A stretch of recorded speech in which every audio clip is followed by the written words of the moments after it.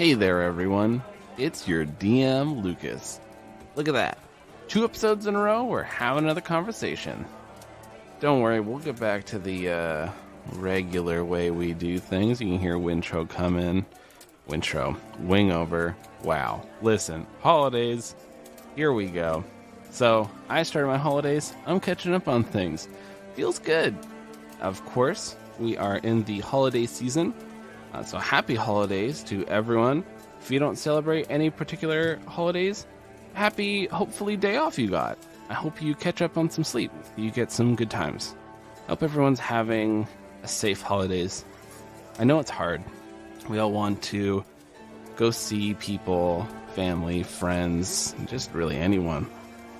We're all feeling the strain of this. I had a video chat with my family, and it was hard just wanting to see them in person, but things have been pretty bad here, as I'm sure they're not great elsewhere. So keep those spirits up. I know it's difficult, but one of the things I found has helped me is lots of projects, lots of work, keep myself busy, because a busy mind doesn't have too much time to dwell on our world being on fire. So yeah, it's good. But take care of yourselves. Make sure you're staying safe. If you're not feeling good, take that time to yourself. Just, binge some shows. I just finished the Hawkeye show. It was actually pretty good. What else do we have here on my little list of things? Some new things have happened lately, which are cool.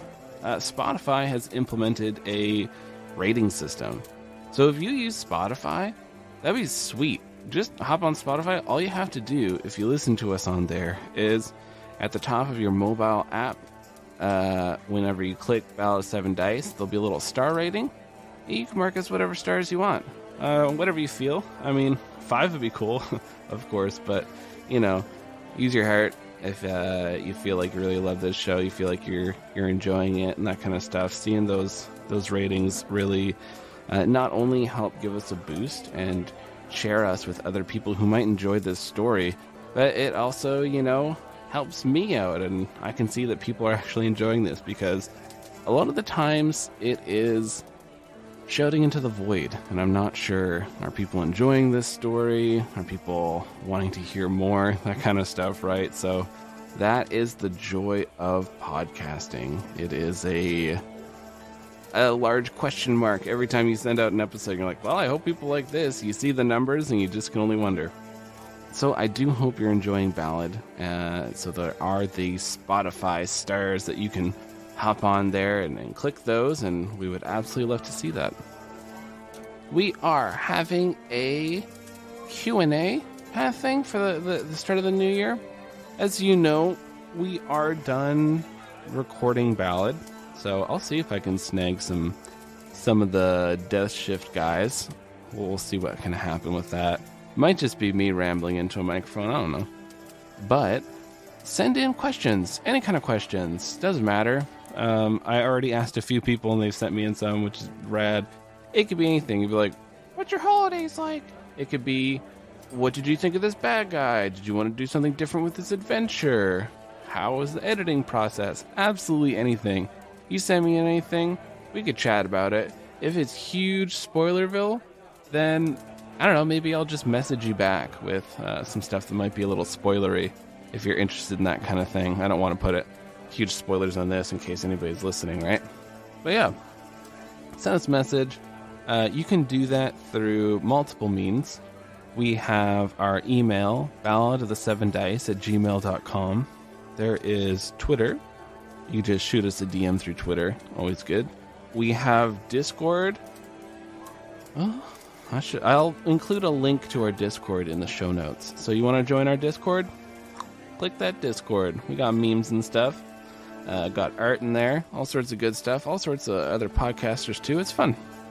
Yeah, so we're going to do a QA. I'm going to probably talk about a number of things that are going on with Ballad and stuff like that. But we'd love to absolutely hear from you listeners, and I'm just curious what you're all thinking about. But I do hope you've all been having a wonderful holidays. I hope you're taking that time to relax. It is stressful as hell, and the most important person is, of course, you. So take care of yourself, because If you don't take care of yourself, how can you take care of others, right? All right, travelers, that's enough of me rambling. I'm sure you're all excited. We're on episode 6 of this arc. So, without any further ado, I present to you All Hail Prince Emzy, Part 6.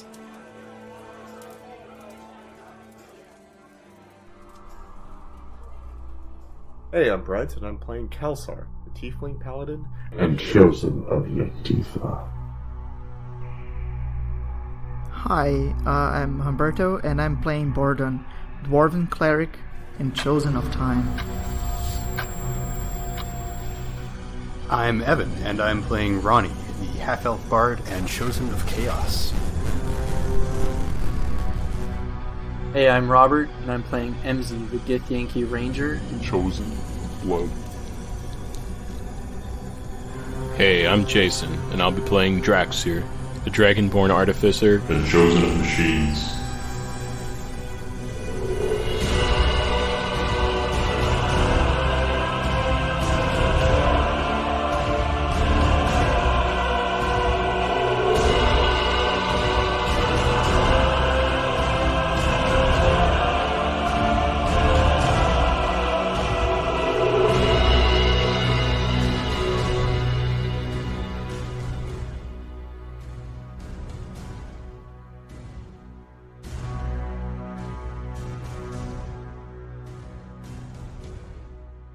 We see a small little dot in a vast night sky.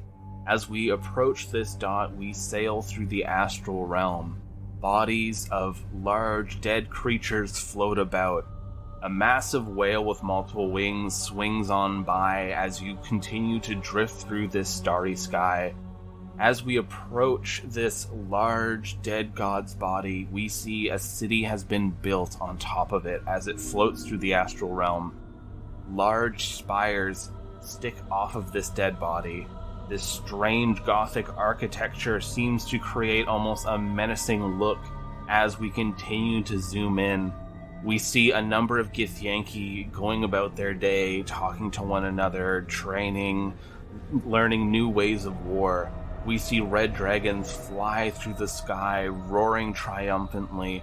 We watch as a few Githyanki meet an alleyway and nod to one another as their eyes go completely black and they make chittering sounds.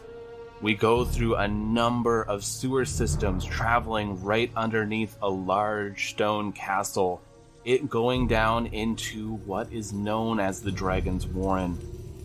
Large bellows can be heard echoing through here as rocks begin to fall from the ceiling. Dragons slam themselves against walls, sealing one another as they claw at their ears. We see hundreds of tiny insects swarming about in this area. A Githyanki prince steps back as a rock falls, smashing onto a pile of gold pieces, showering him and his companions.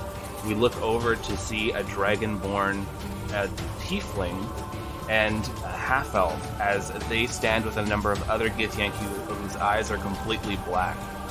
I need everyone to make me dexterity saving throws. 18. 14. I got a natural 20. Alright, so Kelsar, you are the only one taking damage here. Kelsar, you take 12 points of damage as you manage to mostly get out of the way of a rock, but it slams into your side as it's falling down. You see the other 8 Githyanki that were with you are all quickly dodging out of the way, but a rock comes and squishes one of them. This blood just splatters out from where this rock stands. These dragons are roaring and smashing into areas.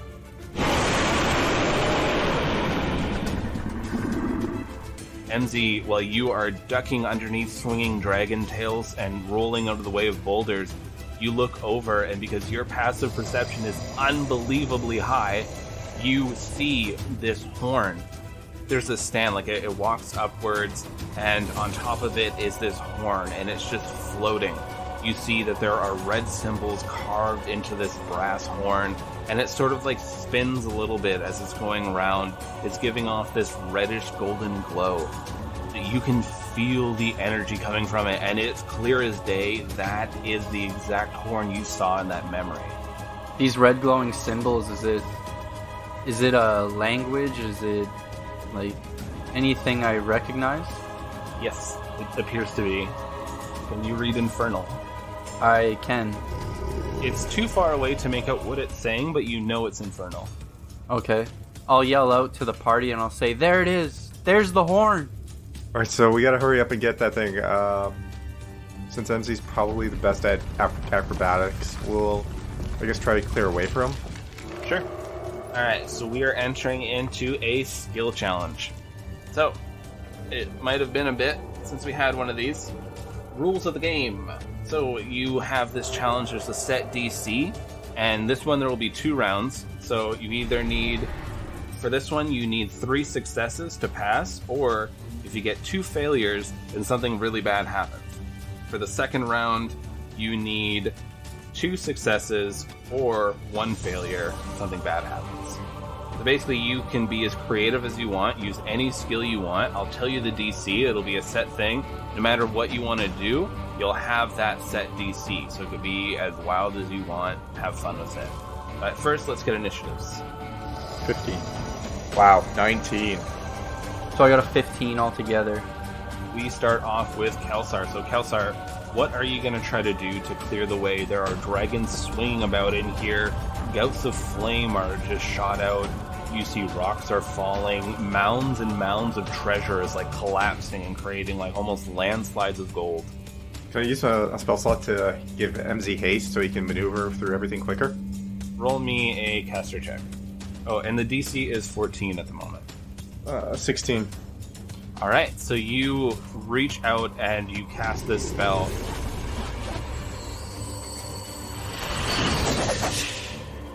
MZ, you feel your senses heighten, you feel yourself just become faster as this energy flows around you, and it goes to MZ next. Full bore towards the horn. And I'll be ducking and dodging and zigging and zagging. You could do either an acrobatics or an athletics, DC 14. I'll do an acrobatics. I'm not even lying, I just got another natural 20. Motherfucker. Alrighty. So, you see MZ is going and, like, he has these, like, it's pretty much like those weird Hobbit action scenes. Like, he jumps onto this, like, sarcophagus that's, like, sliding down. He rides it through this gold, leaps over this dragon's tail, does a front flip, because why not? And then you see him, he's, like, running up the back of a dragon while it's screaming. He jumps off it, catches one wing, and does, like, a flip towards the horn, and he's about halfway there now as he's running. And we go to Draxir. How far away are we from MZ right now? Like, are we kind of right next to him, or? MZ's probably like, because he has to do a little bit of craziness just to get there, he's probably like about 30 feet or so away from you. So there's like a lot of falling boulders and stuff right now, right? So I'm going to cast Enlarge on myself and kind of start batting away any falling boulders that get too close, or kind of push stuff out of the way. Oh, nice. So you can either do, I would say, an attack roll or a caster check, whichever one you do. Caster check. That is a 17. Alright. So you see Draxir start growing quite large and just start smashing away these boulders as they're coming towards all of you, which offers you some cover. You see some of these dragons are starting to settle down, but then a few more fly in after hearing this commotion, and then the insects swarm them. And now there's even more dragons in here that are just getting chaotic. We go to Kelsar. So the DC is now 16 for whatever it is you like to do. Now there's more dragons in here. MZ's about halfway to the horn, and Draxir is quite large, batting away boulders. Okay, I want to help bat away the boulders and maybe potentially distract some of the dragons. I'm going to fly into the air and do my aerial energy blast and use Shadow Purge. Okay, so I'd say that'd be an attack roll if you're trying to hit these dragons to distract them. Oh wow. 22. So you start launching yourself into the air, and you start blasting these bolts of energy out continuously at these dragons as you're causing them to swerve away from Emzy and turn towards all of you.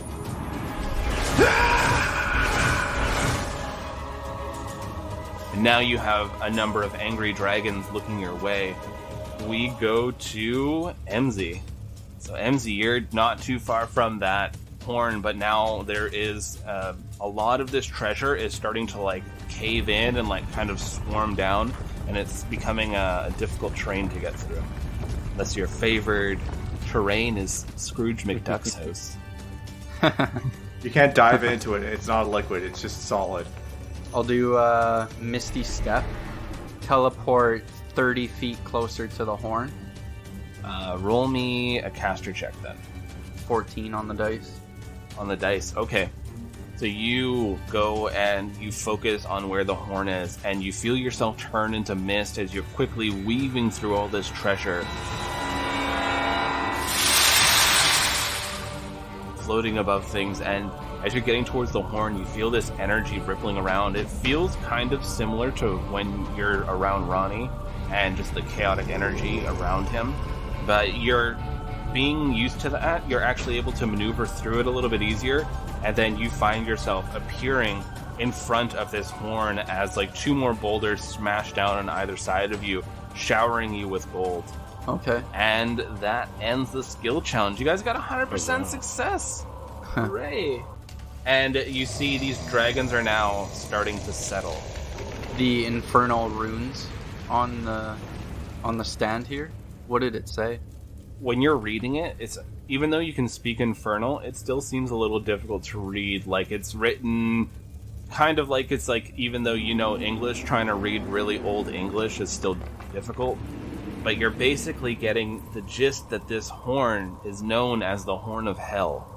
When used, you can summon upon the powers of hell, and you can bring its minions to aid you. When you bring your hands near it, I don't know if you grab onto it or. I wasn't sure if I was gonna do that, but you're making it sound like I should.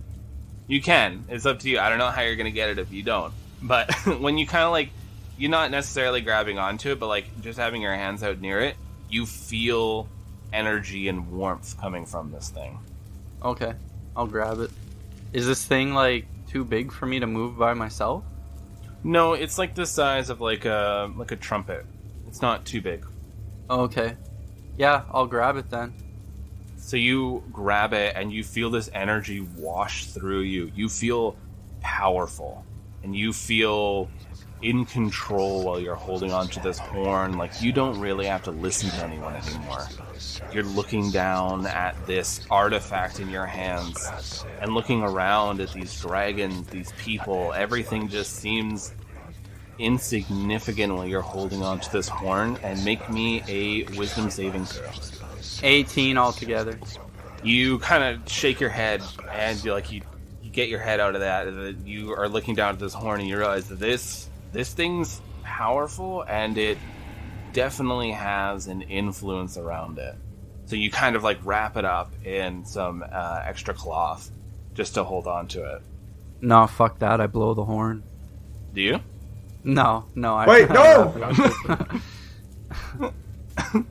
You can. No. If you want. No.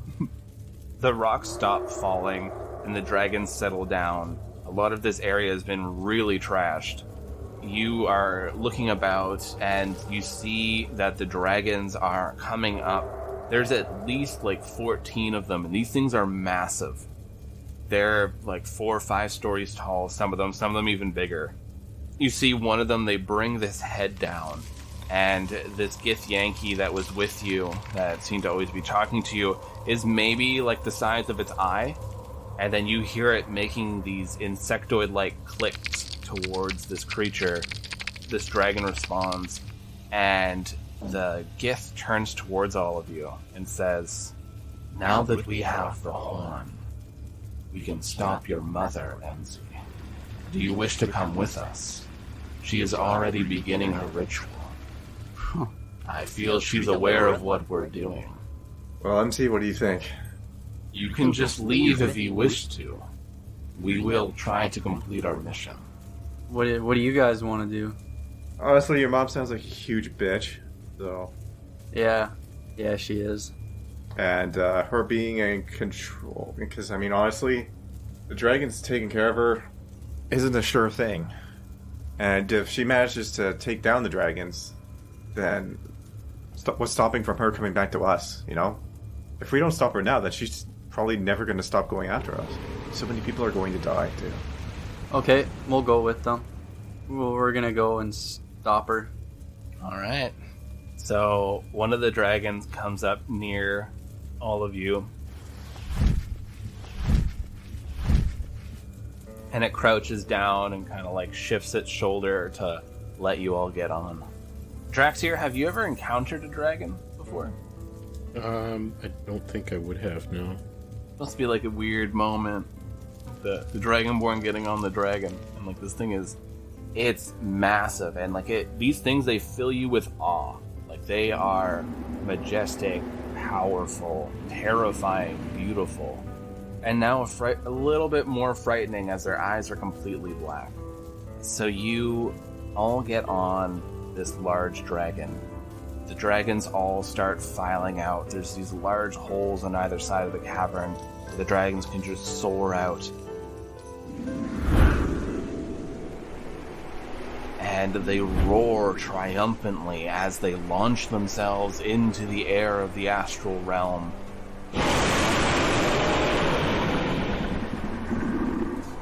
Sailing up, you can hear sounds of combat and war and screaming from Gith fighting Gith as you look to the streets. The dragons carry you high up above. You see these Gith, their eyes are completely black, and they're facing off against these Githyanki royal soldiers as they're all trying to swarm in towards the palace. You see there is this light that's coming from the top of a tall spire connected to the palace. You know this is where your mother often did a lot of her magical experiments. This light is radiating out, and this buzzing sound starts happening. You see the Gith down below that are a part of the hive almost start becoming feral. They start just losing it as this energy is radiating from this tower. And you see even the dragons like shake their head for a moment and roar, and then they seem to be okay after that. And one of the hive turned towards you, one of the Gith. Your mother is sending out energies. She's trying to disrupt our connection to our brothers and sisters across the stars. If we don't stop this, they'll go feral, and I don't know how long the dragons will remain with us. What do you suggest we do? As we approach the tower, the points of high magic that your mother will have set up over time, just sabotage the room while you're in there, help disrupt her ritual. Okay. You all start sailing over the city, and you hear the sounds of combat as you start approaching towards this tower. These dragons all start swarming around it, creating almost like this cyclone of red scales and flaming breath. You hear another roar as you watch Emzy, your brother, this pit fiend, come sailing, hurtling through the air, this hellish flame around him as he collides with one of the dragons, and they go screaming down, crashing into a part of the castle. Rubble is exploding everywhere. You look over and you see the dragons now are ripping apart this tower. And it seems to be magically reinforced, so it's taking them some time. But a piece of the tower gets completely ripped off, and inside you see your mother. Her hands are raised, her eyes are completely white. You can see the magic in there swirling. You see that there are a number of different artifacts and items set up around her that are just crackling with energy and shooting energy right into her body. What would you like to do as the dragons are just flailing around and biting and gnawing at this tower and flying close to it? Can I cast Dispel Magic on that? You can try, but I'm just telling you now, what you're trying to interfere with, you might not be able to do it. Just giving you a heads up. Okay. But yes, you can. I got 16.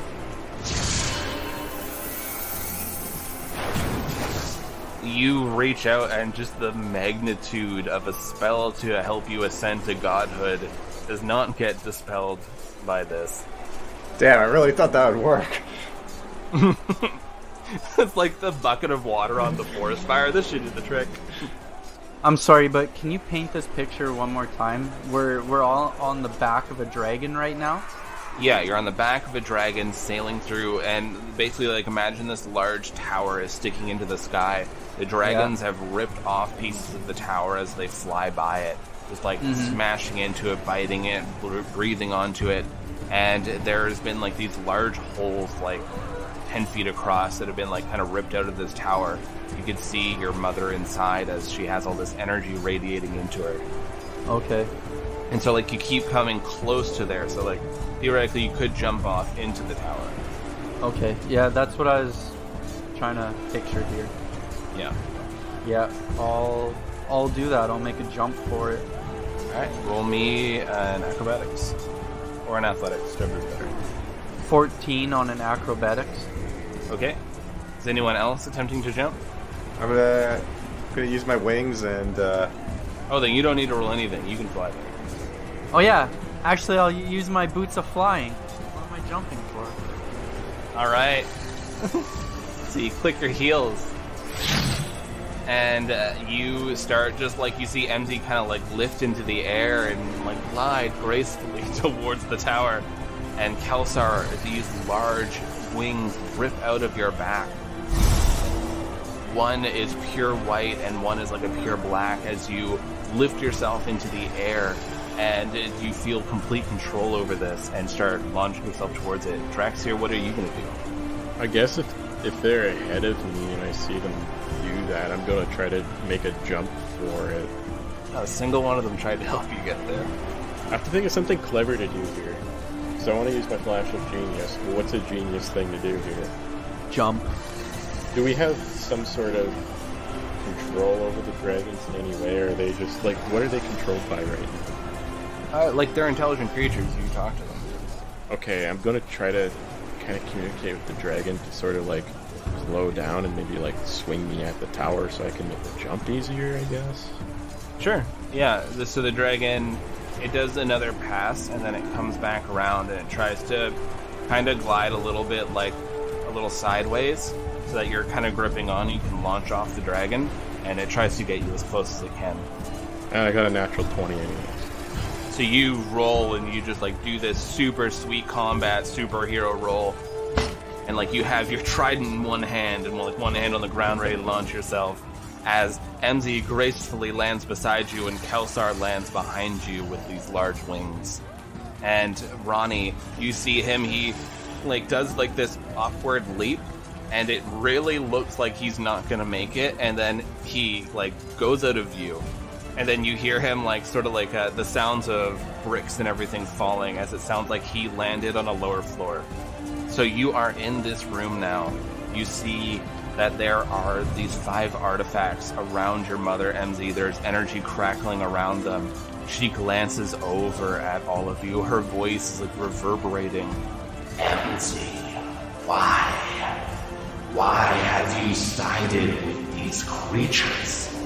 The artifacts that are all around her, are they like being held up by like a pedestal or anything like that? Or are they just floating in the air? They're each on pedestals, and they're kind of like floating just above them. And there's energy radiating. You see, like, pure magic is, like, rippling and shooting out towards her. I'll just make a run for one of the pedestals. I don't say anything to her or anything. Make me a dexterity saving throw. 15. So you take 30 points of damage as she holds out her hand, and this lightning crackles. It slams into your chest and, like, kind of lifts you off the ground a bit.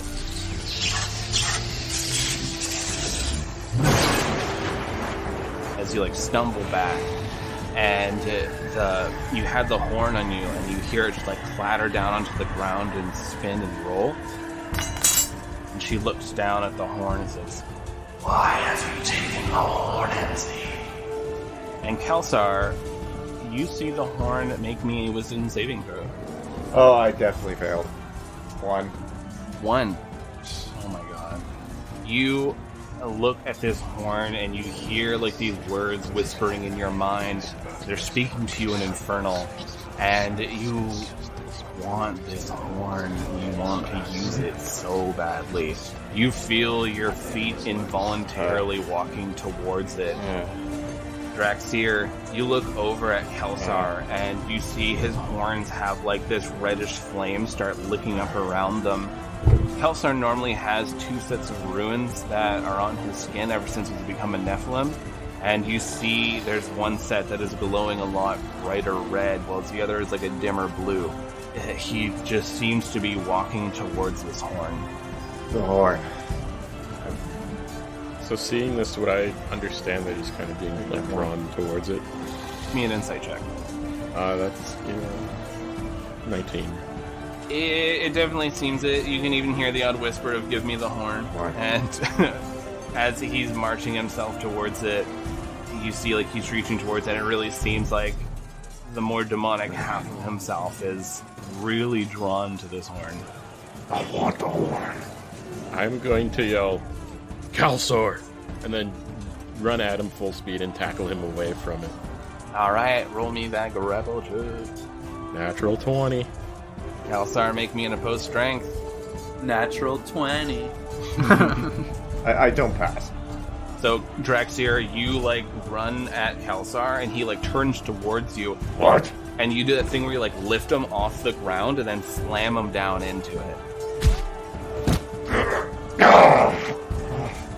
And Kelsar, you're not snapped out of this yet. You want that horn so bad, and you're like pushing against Draxir. Above me! How dare you! Come to your senses, boy. I want the horn! Give me the horn! We want the horn. We want it. We want the horn. We go to MZ. You look over MZ, you see Kelsar and Draxir are fighting. You hear the dragons like ripping more at the tower as you see one of the items, one of the 5 actually disintegrates.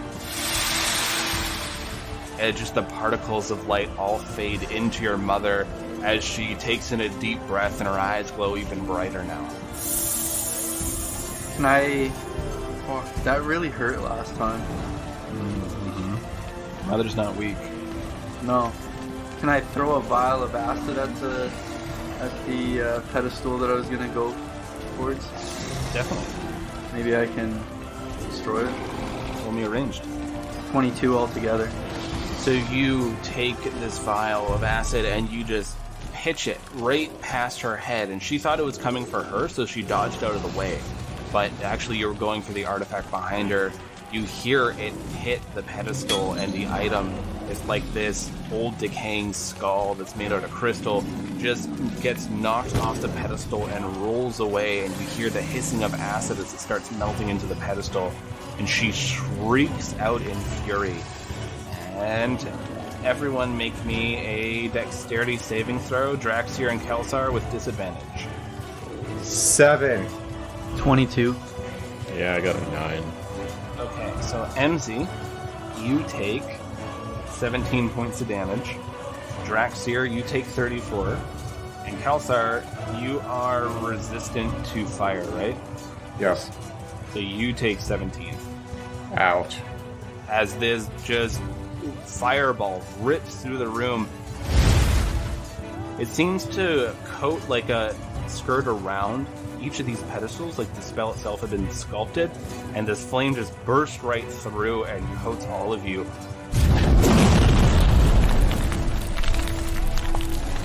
You see there was a Gith Yankee that was coming up the stairs. It looked like they were one of the hive, and they just get coated in this flame and just topple down the stairs hissing. And you see more and more chunks of this are getting ripped out. Now like a dragon's head comes through the wall and is snapping at your mother. And you hear the sounds of more Gith trying to get up as Ronnie is like stumbling into the room a little bleary-eyed. You look over and Draxir, you see Kelsar, his hands are quite close to the horn, but he's still like a little bit of ways away. So what would you like to do? Give me the horn. Give us the horn. Give us the horn. So I still got him grappled though, right? Yep. You still have him. I'm just gonna try to drag him away. Sure. Roll me opposed checks. I'm gonna use my Flash of Genius and use some sort of like sick grapple technique. I don't know, like get him all like wrapped up, like he can barely like move his arms and legs. Sort of like full Nelson or something. I don't know. It'll be an 18 altogether. I got 15. So you are managing to maneuver Kelsar away from the horn and a little bit a ways away from you. This dragon is like snapping in there. Enzi, you can hear the sounds of Narmak shouting down below, like lower in the tower, and you think you can recognize the sound of your sister's voice. It sounds like they're fighting. Okay. Kelsar, at the moment, you are being grappled. Is there anything you'd like to do? Well, can I do anything? Can I stop myself from... You can try to make a saving throw if you want to take like your full turn, try to resist this. Sure. Got 20 in total. So you see Kelsar, you're coming back to your senses. It's really taking you a minute, but that horn is pulling on you. And you're starting to come back and be you. God, what's going on? Give us the horn. No, give us the horn. We want the horn. No. I'm gonna turn him towards Enzi's mother, like the queen, and just be like, focus on your target. Alright, Enzi, your team is starting to slowly regroup behind you. What would you like to do? I have one more vial of acid. I'll go for another one. Okay. Roll that hit. 18 altogether. So this time your mother knows what you're trying to do, and you hurl this acid, and she tries to reach out to grab it, like use Mage Hand in the air, but she wasn't fast enough. And you whip it, and it nails into another one of these things that rolls off its pedestal, and you once more hear the hissing of the acid. You see one of the other items disintegrates and moves into your mother, and now there's just one item left crackling. As she's staring at you, just livid. She starts moving her hands towards one another, and she reaches out and she brings them together in this like clap of thunder. All of you need to make a Constitution saving throw. I got 14. 5. We'll use my Flash of Genius. Can we say that I stick my trident in the ground to sort of make like a makeshift lightning rod of sorts? Sure. Got a 19 altogether. Drax, you're the only one who will take half damage.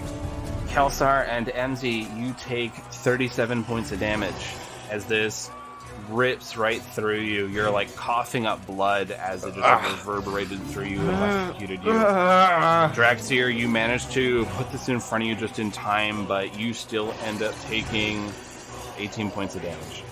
I'm like down on a knee. I'm definitely coughing up blood and like I'm not good. So Enzi is looking rough, his mother's looking furious, but this shockwave dismantles the rest of the top of the tower.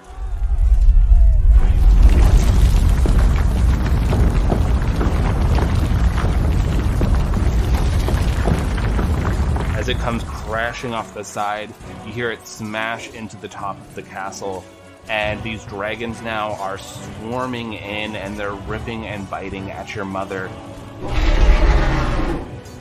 She's casting these spells, ripping these dragons apart. These dragons are biting into her, like one rips her arm off while she's still casting these spells. And you all have one action as it looks like she's building up some serious high magic.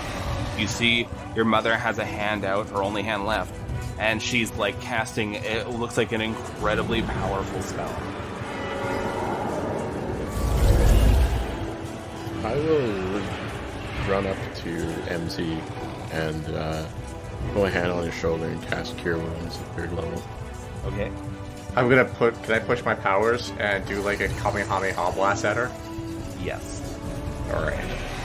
So MZ heals for 20 points of life. So MZ, some health bolts right back into you as you feel some of your wounds stitch back up. Thank you. I got 20 total. 20 is a hit. So you're doing this blast. Let's see, you're level 9. I'll let you roll 8d8 for this. Ooh. Better roll really, really well. MZ, what are you doing while Kelsar's rolling this damage? For this blast, Kelsar sends off this blast of radiant energy, and it hits right into your mother's chest. I'm going to cast Zephyr's Strike, and I'm going to attack her. So 15 on my first one, but it says once before the spell ends, you can give yourself advantage on one attack roll on your turn. So I'll give myself advantage on Okay. natural 20. Nice. My second attack is 20 altogether, and my third attack is a 19 on the dice, so that's 25. That hits. They all hit. Yeah. Kelsar, what did you do for damage? Just before we... 31. She takes this blast to her chest and screams out, but she still is holding on to the spell as MZ runs up with his weapons. MZ, roll percentile for that critical hit. 99% incoming. 77. You got 77? No one chose to run. Ronnie did. I will say this much. Ronnie ran. We should call him Granny. Ronnie. Yeah. Okay, 77. I'm gonna cut her fucking leg off. Cool. And roll double damage for the critical. Remember, not double damage. Your first dive or critical is maxed out, then you roll the second one. So my first attack does 19 points of damage. My second attack does 13 points of damage. Okay. And my third attack does 14 points of damage.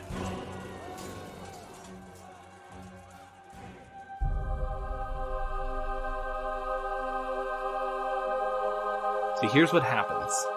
She starts charging up this incredibly powerful spell. You all take this moment to mount your final attack. Ronnie runs down the stairs because it looks dangerous. MZ, you run up to your mother. This blast of radiant energy goes over your shoulder after Draxir healed you. It hits into your mother's chest. She cries out, but she holds on to this spell with her one arm. You come up, your blade slices off her leg. And it goes flying off to the side. Then you stab her once in the chest. And then you bring your other blade and stab it into her chest. The last glimmers of life barely clutch on to her. And I need MZ, Draxir, and Kelsar to make me dexterity saving throws. Fuck you and your dexterity saving. She had 3 hit points left. Fuck. If she died, you would have stopped the spell. Or if you ran, you would have got out of the way. It's a fucking Michael Bay adventure, okay? It's a dirty 20 from you. 13. I actually got a natural 1. Oh god. I'm done. I'm dead. My dice bless me with many 20s so far, and now it taketh away. It's okay, Dr. Draxir is here. Draxir, what's your HP? And Kelsar, what's your HP? And MZ, what's your HP? 34. I have 50. 22. Her spell goes off. It erupts in this purple light.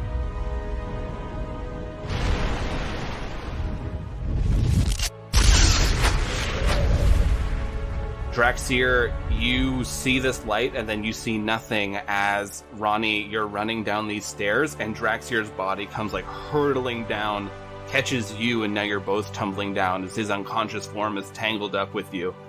Kelsar, you lift your hands back for another blast, your eyes wide, you're getting ready to hit his mother again with another of one of these rays. As this light shoots out, you go sailing out of the tower. NZ, what's your max HP? My max HP is 86. Alright.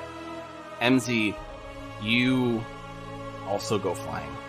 You are at the epicenter of the blast. You see your mother, and then you watch as this blast hits. Your hands rip apart. You see the skeletal frame of your hands start to disintegrate as you go flying away. You feel yourself hurtling through the air. Your skin and everything is ripped off. You feel like the insides of you are just like leaking out into the air while you're falling. You see something though. As you're falling, this piece, this little vial, comes out of your chest cavity. And you didn't know that this was there, that's for sure. You watch as your mother's phylactery flies out of your chest cavity and just disintegrates. Oh, perfect. And then you collide with the ground.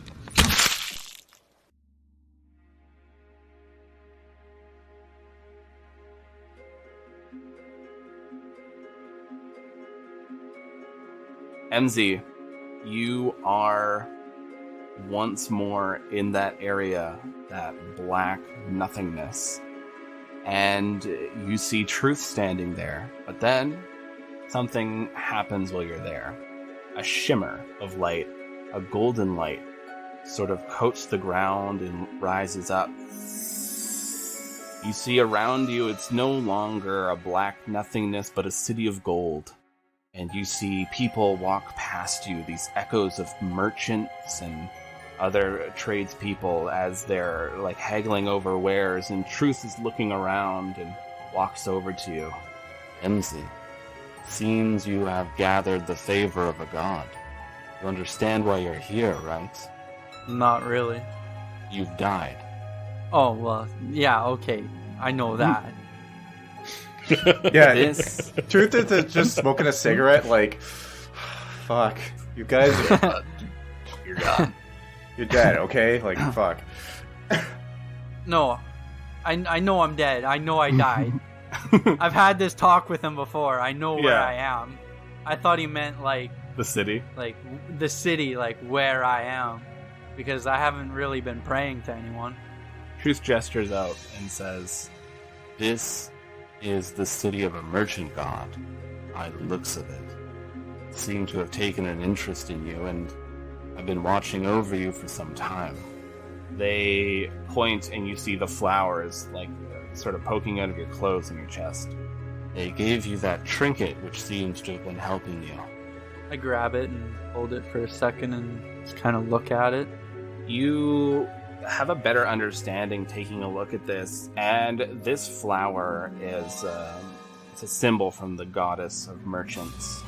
You're looking over it and you understand that, mechanically speaking, this flower will let you reroll one saving throw per day if you fail. Where the fuck was that God a knows couple he needs minutes it. ago? You didn't ask Bordon to look at the flower. He kept telling everyone he can identify magic items and you kept it to yourself. It's been working for me. It has been. By itself. You used it earlier today, actually, when your mother was trying to pry into your mind, is when I used the flower's ability, which let you hold off telling her information about Bordon. Otherwise, you would have spilt the beans. Okay. So you are looking at this flower and looking up, and Truth looks around. Enzi, you are now on your last life. The war is beginning to draw to a close. Did you see the bright sky yet, or have you not been back to the world? I've not been back to the world. Yog-Sothoth has broken through. The shield the gods put around the world has shattered. The gods are still protecting 2/3 of the world. A third of the world has been erased. Creatures of Yog-Sothoth's choosing will begin to march out of the white light and attack this world. Your time is drawing closer to an end. But you have retrieved the horn. This will aid you greatly. You must seek out the heart. The heart lies in the lands of the Dragonborn who walks among you. He puts a hand on your shoulder, and you feel like bits of you kind of like in pain, like it feels like inside your chest, as you watch the parasite is growing over your body, and it goes up your neck and stops midway up, and you see like it goes over the other arm, down your legs, and you watch as before you had like these glowing blue veins, now you have like these, like your skin almost looks like it's getting covered in like bits of like a carapace, as like your blood is almost like forming over your skin, creating this armor, this natural armor now. And so you have a permanent +2 to your AC. Sweet. Oh yeah. But now it looks like you have almost like a bit of a chitinous exoskeleton from the blood flowing over. You can pull it back in if you ever wanted to, but you could just passively hold it and it won't cause you any harm. Okay. He has become one of the bugs. Yeah, that's pretty cool. It's because you sided with the bugs. Hey, I made a decision.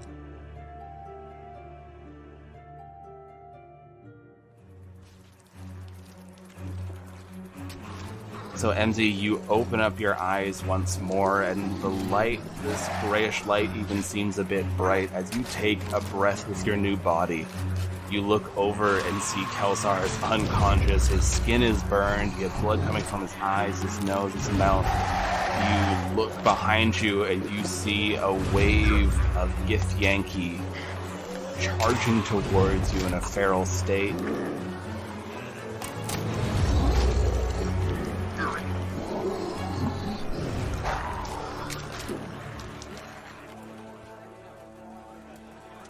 Greetings there, travelers. It's me, Wingover Gimbrel, famous gnome bad. Oh, what a story today, isn't it, travelers? I can't believe all that went down. MZ's mother, the explosions, dragons, pit fiends, hordes of Githyanki, you name it. We got it here, baby. It is wild. And, travelers, next story that you hear from us, the next episode. Oh, it is going to get intense. I hope you're ready. There's going to be a lot of good stuff coming. It has been a hoot. Hopefully, MZ comes away okay from this. You know, it's always tough when you got to do something like this. I mean, nobody really wants to be like, oh, my mother has gone evil. Time to bring out my blood swords and take them down. But, you know, that's what happens when your parent becomes a lich. These things, it's just a little wild. Don't forget to check out battlebards.com, as we used a number of wonderful sound effects from there. You can get all sorts of tunes from battlebards.com. There's even some free stuff, so if you're kind of curious, go check that out.